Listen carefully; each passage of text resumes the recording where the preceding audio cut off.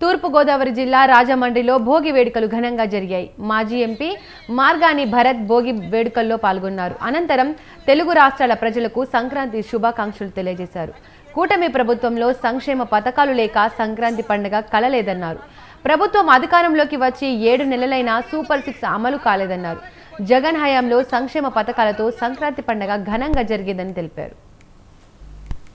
నేను గుమ్మడికాయంత బంగారం తెచ్చాను మీ అందరికీ ఇవ్వడానికి. కమింగ్ పాలు డ్రింకింగ్ గోడ దూకి గోయింగ్ అన్నాను.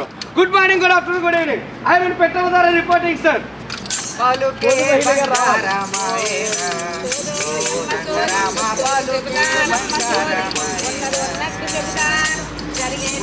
జల్లి జల్లి జల్లి జల్లి మొత్తం మీద పూజేసిందండి. ఎందుకు లేదంటే నాకు నిద్ర వస్తుంది కానీ నేను కుయ్యను అంటే నీకు ఏం పడడానికి పోడంటే కొమ్మట్టుకొని వచ్చేసానండి. అలా పప్పయ్య గారు నాకు పప్పులు గారు ఇవ్వకపోతే పప్పులో కాకినాడలో దిగి కాలినడక ద్వారా ఇక్కడికి వచ్చాను.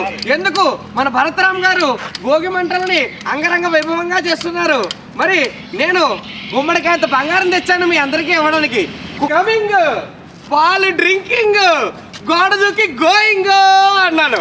Good morning, good afternoon, good evening. I mean పెట్టవదారా రిపోర్టింగ్ సార్.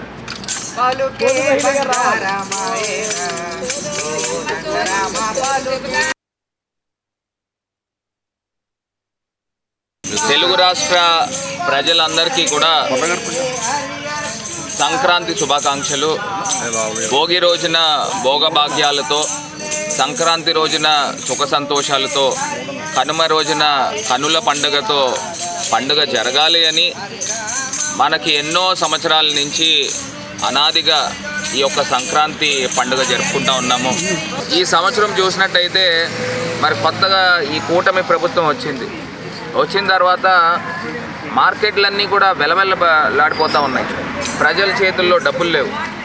ఇవాళ డైలీ ఫైనాన్స్లు ప్రారంభమైనాయి. మరి గతంలో 5 సంవత్సరాల్లో ఎప్పుడు ఈ సందర్భము పెద్దగా కనబడలా. మరి ఇప్పుడు మళ్ళీ డైలీ ఫైనాన్స్లని నిజంగా ప్రజల దగ్గర నుంచి మనం తెలుసుకుంటూ ఉంటే చాలా బాధలు పడుతున్నారు. అంటే ఈ కూటమి ప్రభుత్వం వచ్చిన 7 నెలల్లోనే ఇంత అన్యాయాలు జరుగుతూ ఉన్నాయని అంటే రాబోయే రోజుల్లో ఏ రకంగా ఉండబోతుందో ఒక్కసారి ఆలోచన చేయమని కోరుతున్నాను. తెలుగు రాష్ట్ర